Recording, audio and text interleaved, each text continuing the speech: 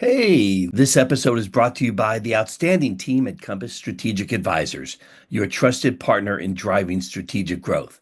Whether it's expanding into new territories, launching products, rebranding, or hiring key staff and board members, they offer expert guidance every step of the way. With a versatile approach and a proven track record, Compass is the go-to resource for both startups and established companies looking to scale with confidence. Show some support for this podcast by sharing this appreciation and checking out their website at www.compass-strategic-advisors.com. Okay, and we are live here with Ricardo from BetterPic. Ricardo, welcome to the Liftoff with Keith. Thank you very much. Thank you for having me. It's so fun. Two things just to kick things off. I really enjoy sitting down with a founder who is outside the US, outside of North America, and capture their perspective about doing startups abroad. Now, we say abroad because we think we're the center of the world, right? This exceptionalism business of the US. But let's leave that aside. I do want to lean in a little bit. And we're finding you today in Belgium, correct? Correct.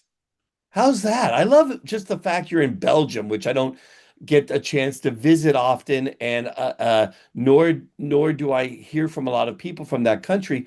But at the same time, I read, and I know there's a vibrant economy there as well, and startup ecosystem. How are you finding it? So funny enough, there was a list. I'm not sure what the source is, but I can definitely look it up. Is Yeah. that there was a quote or there was a ranking of the top tech countries or cities in the world, and Ghent, which is in Belgium, was ranked number 19 worldwide, which I think Wow. is a really interesting case. And what's happening, which is the same thing that happened to San Francisco, but that also happened to Ghent, is there's a few, really good companies that went, almost IPO. They have sold some companies. And these were all people based out of Ghent. And so they're just reinvesting back into the system, which is basically also happening in, the States and all of these bigger countries. And that's exactly what's happening in Ghent. So when I bought my house, which I'm in right now, I had one condition, which is I need to live close to Ghent. It is a really, really vibrant ecosystem that's happening right now. Well, we talked about it a little bit casually last time, which is you need the good infrastructure. It's nice to have good weather, but you also want to be somewhat near a university for hiring. You want to be near some capital that you can access to help grow the business, whether that's VC, because it's hard, right, to come to try to reach outside of your country to go raise money to go build a team. Oh, absolutely. We've just went through fundraising rounds, and it has been a hell of a story. We're very close to closing our first round, so that's pretty nice to see. Oh, I'm excited to hear it. So let's talk. Folks, Ricardo's the founder of BetterPic, which is an amazing business, and you have to go check out the website. And Ricardo, this is really your photo, correct? I'm talking to you live, and that's you and your face. And Exactly. We haven't done the AI you avatars yet, haven't but that's coming one day. you haven't stuck me with your AI agent yet. Well, all kidding aside, yeah, we know that's coming. But give me the origin story of Better Pick, how you founded it to get it started, and how you're building it, and how it's going. Yeah, I think to give some context, so I've always had an agency called SaaSmic, which is a B2B SaaS agency. And 8 years ago, we started out with a single concept of saying we're gonna operate a SaaS business our own, but we're first gonna learn from the mistakes. And so when with that philosophy, we always were positioned very closely to, okay, what is the next big thing we can basically do? And so I've subscribed to all the newsletters, which is where you acquire.com, like all of these things. And so when I saw BetterPick actually pass by in a newsletter and it was for sale, I was like, okay, that sounds like an interesting technology. I was there for already 4 years, but I've never seen something really pass by. And that was one of these things, it's one of these things that I ask myself, I can call it the monkey brain question, is it in 5 years' time, if I talk to my kids about going to photographer, going there for 2 hours, walking back, sweating, changing clothing, just for one picture, and they could call me crazy. I think that there's something there. And so when I saw it passing by, I was like, probably the technology sucks right now. But if it, at some point becomes good enough, then you have a gold mine basically. And you can kind of see that in our metrics as well. First month, we were doing 1.5K. When I actually acquired the business, it's 1.5K per month. We had 1.9, then 3. So it went very, very slow until technology actually caught up somewhere in September 2024. And suddenly we grew from about 20K to 60K to 80K to now we're doing about 281K per month, profitable and bootstrapped in that sense. So it's been a wild journey, I would say. Ricardo, it's always a roller coaster ride, but I some agree. are more dangerous or crazy than others. You've had a nice run up. So, what do you attribute that to? There's a few things I would say. So I think one is definitely like, when the market goes up, everybody goes up. And I believe when I purchased the business, there was a surge volume on AI headshots for about 700 to 1,300 per month. Right now, as of this month, so that's 1.5 years later, we're about 56K per month visiting or like people searching for the solution. So we've seen that, demand just growing up and we're just, going on that wave. So I think that's the first. Second thing is, and I think that's the reasons why we're in the top three right now, is because when I started and I looked at the market, there was about 100 competitors, which is like you could call it a crowded space. But if you really deep dive into each company's financials, and I actually did that, I looked at everybody's financials, team structure, what are they set up. There was actually only two companies that were properly doing this. And when I say properly, it means building a team, building like a real infrastructure, like really taking it seriously. Because there was two players out there in the market. First was bigger companies that just said, "Oh, we're also doing AI headshots right now. It's just this standalone thing. Just do your thing, basically." And then you had these indie hackers that just plucked some things, solutions together, and it's like, "Hey, here's the website. Try it out," basically. But nobody was really building like a whole team around it, and this is also why we're now clocking out in June. I think we're about 20 people. Most people wouldn't realize that when you're just talking about AI headshots. Now we're doing a lot more nowadays, but Yeah. I think about 3 months ago, we were about 15 people working on AI headshots, basically. So most people don't realize that at some point. So I think the majority of contribution, I would say, is really taking it seriously, building a business around it, and really building a whole team on the structure. So was BetterPic a replatform around AI, or do you feel like you're more AI native at this point? We're definitely more in AI native. Now, of course, there's always these core models which everybody works on. And that would be 20 to 30% of our business is just build on that core model. And then Yeah. from there onwards, we've built on top of that. So we would call ourselves more AI native because we always say if, every API in the world dies, we still survive basically. So we're not dependent on any technology as of for now. What do you think about in terms of a growth opportunity? So your relative TAM kind of a question. Is there a point where this just levels out because everyone's got this access to taking a professional photo and changing the photo, not but any kind of photos, right? What do you see as the growth opportunity? So the growth opportunity, I think, believes lies in Europe. States still, like if you think about our time, 85% of our market is currently in the States. Even our B2B customers, we closed Samsung last week, like it's in the States. And so also when you see the search volume, it's the exact same thing. Like 85% of AI headshots is typed into the States. Europe is unfortunately, as always, lagging behind on most of the newish technology, I would Yeah. say. So even when you go in Belgium, or even I was in Netherlands and we were in Italy last week. So like we asked these AI headshots, they're like, what? What is AI headshots? So I believe the biggest opportunity is states a little bit, and that will still grow. But actually, the biggest opportunity lies in the TAM of Europe and Asia. I think is a huge market coming in. Latin America, same thing. We just translated our website in Spanish. It kind of blew up. So it's all of these, using the same technology on different markets, which haven't caught up to the technology, I believe is the biggest time. It's interesting. So you start to segment your market between consumer purchases and business purchases, and then how many people are reusing it? Like within my company, everybody's going to it and more. So you're getting that frequency of usage versus new businesses coming on board. Yeah. Yeah, exactly. So we're putting a lot of bets on the B2B side, and also it's also where we built most of the technology moats currently at this point. So we have now teams of, I think we're now in a contract all the way up to 21,000 people, which we have to onboard in one go. all of these businesses, they haven't realized that it is a potential. So I think if you think about it from a time perspective, it's really these B2B big businesses that basically need a solution for their entire teams because you can't get 21,000 people at the same spot at the same time. It's impossible technically. So before I kick off a couple of new questions, give a better example of a better pick today, the value proposition you're sharing, so the audience understands exactly where you fit in. Yeah, so we always say we help professional job seekers or remote teams create professional headshots in under 60 minutes from $35.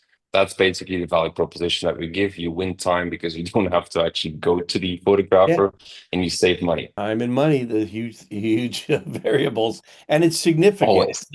It's not 10% time savings or money savings, which I think gets lost in the noise, right? Hard to get signal through unless you have a very strong message, and that's a strong message. So you're seeing tremendous demand. I'm wondering what's the big step here, Ricardo, too? There's obviously you're growing and people are signing up every day. Um, why doesn't LinkedIn make everybody or give everybody the option of going through BetterPic to put a headshot up? Or how about some of the other social sites or bigger sites? Pass through a BetterPic portal, add your photo to it. It would increase engagement, so the user benefits. It could make it a little bit fun. If your avatar, somewhere between your avatar, your GIF, and your real photo, you know? Yeah. It's funny that you mentioned because when we started the business, we got the questions like, imagine you had to exit, who would you exit towards? And so my first reasoning was always LinkedIn. That's also why we reached out very early on. Yeah. We actually got in contact with them. And I think there's two things here, right? The first thing that most big companies, which I would consider LinkedIn as, are very, they're very bad at innovation because they're kind of stuck in there. Like if it's not bringing in $1 billion next year, we don't do it basically. So anything that's smaller than that, they won't take that bet basically. Well, you know the So Innovator's Dilemma by Clayton Christensen. You yes. read that? Exactly that. So they would rather purchase a business versus to operate and start from zero. They don't have that type of people to restart from zero, basically. And I think the second is we call it the valley of shit, which all headshot players have to go through is first batches, like up to like we took 7 months, was just really, really bad. Like it was experimentation was bad. Refund rates were 10%. We're now at 2%. So you had to go through that journey of making it really bad. As a LinkedIn, you can't really afford your reputation to say, okay, you know what, it's just going to be bad for the coming 6 months, and we'll figure it out later on. Yeah. So it has to be good. So if they would purchase something, it has to be really, really good or very close to be really good. So I think that is the reason why they wouldn't do it themselves. They would purchase a business doing that as a strategic acquisition, which I believe would make a lot of sense because we notice in our data whenever we ask them in the onboarding, like, what's the biggest reason you're actually using your LinkedIn or your photo for? And the first reason is actually for their CV and resume. So it's people looking for jobs that are now using their CVs, which falls into the category of LinkedIn. So I think it would make a lot of sense for them to purchase a business like us or something else. Well, and there are a lot of other players like LinkedIn. I mean, I'm using them as an example, but a lot of other social platforms, where you don't put up a photo because you don't like your photo, right? But Yeah, if you gave me the option of doing all the things you allow the person to do, I think they'd find it very attractive. And again, I think it increases engagement than, seeing 100%. seeing a fictional image. Anyway, that's just a thought. What is the challenge that you found when you made that transition and you saw that leap in growth? Well, was it pricing? Did you open up a new market opportunity? How did you break through the inertia? Yeah, I think it's the first if the product got better. That's always there. So from marketing perspective, you can't really push the buttons the moment the product is bad. So even if you push, it goes down. Yeah. So we had to wait until September until figuring out how to push the buttons. So I think that was the first.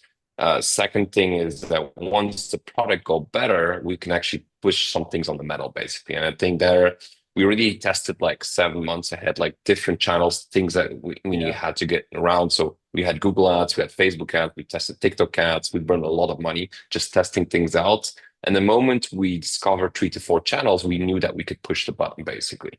So that was from September 2024. We know, okay, we know exactly which buttons to push. And we started very early on the SEO game, knowing that because we have an average order value of about $44, thinking about how to grow a company and it's a one-time purchase, you have to have the SEO game coming into play. Otherwise, you will never be profitable. So we knew that from the start. So we invested heavily on everything SEO related. So that's backlink building, making sure there's blog posts running out, all of the SEO game that you had to do, we did it because we knew we had to do it to become profitable. Well, you recommend a strategy that I often tell founders that I work with. They're so eager to prove out their intuition that they'll invest heavily based on intuition. And I think you took the approach, maybe you came at it secondarily, but test, test, test, and then invest, invest, invest.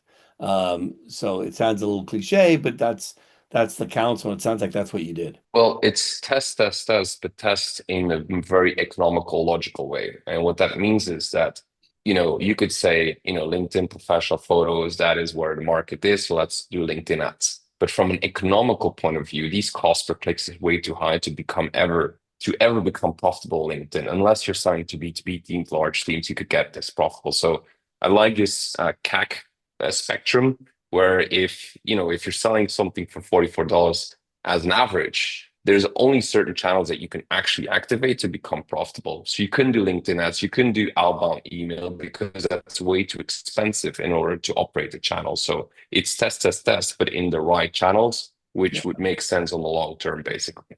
Well, and again, one of the things I underscore is how important it is today for the founders of the company to really have their hands on the gears to drive these channels and to understand the economics that underlie the models that you're driving, and continue to challenge yourself by finding better, new, different, right? We're always exploring at the same time driving, what the driving the growth and the goals that you have for the business. As you look at your existing customer base, how ripe is that for the upsell, cross sell, and reference sell to help you Mm. to evangelize your business to new customers? How are you activating that? Yeah, that's a very interesting story. So, um, actually, if you look at our B2B offering, so we test a lot of campaigns around B2B and get your teams in, and it completely failed. Like we tried, it was really bad. But what we realized very early on is that we had people jumping on demos, and that was great. So they jumped on demos. They're like, "Hey, but can I test this for the solution?" I was like, "Yeah, technically." I was like, "Can you give it for free?" Like, well, there's an average contract value of X. You can technically give one away, so Yeah. we'll fine, we'll give it away. And then later on, we kind of realized, like, where's the best customers coming from? Not just the customers, but the best customers. And the best customers are actually people that came from the consumer side. They actually paid with their own money to test the solution. They loved it. And they're like, hey, this is great. How do I get this for my team? So that is still the majority, like 99% of our B2B customers is fully inbound. We don't do any outbound. It's fully inbound led, which is consumer first. They loved it. They switched to the Teams plan and they onboard their teams. A little bit, you call it like a Sun or Slack that, they come in, have 2, 3 users use it, they kind of expand from there. We have a similar strategy because we couldn't afford doing the outbound game because we wouldn't be profitable in that sense. If you would have been VC backed, probably would have done that. But as we were bootstrapped, we had to find channels that were actually profitable in the long term. I get it. I like that. I like the bootstrapping approach. I think that builds a more steady, sturdy foundation. I would So agree. now, It puts your mindset differently, I yeah. would So say. now your mindset is you're on a good foundation. You're pushing the channels. You're stepping on the gas a little bit. How does your role change from what you used to do 6, 12 months ago to what you're doing now in the next 6 months? Yeah, good question. That's actually a cool question.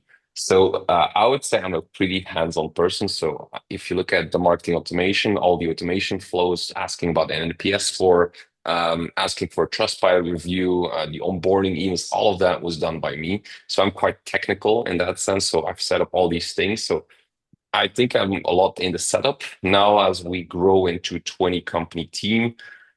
I could do that in the weekends because I'm just having fun with it, but I can't do that as a day-to-day job anymore. Your role changes into setting out a vision, raising funds. I think the last 2 months has actually been dedicated part of the time, I would say, in raising funds. We're now closing up our rounds. It's gonna be about 1.5 million that we're raising right now, a little pre-seed round to grow further. So that has been the majority of my role right now. And, it changes into team management versus operational management, I would say. And I'm pretty comfortable with that.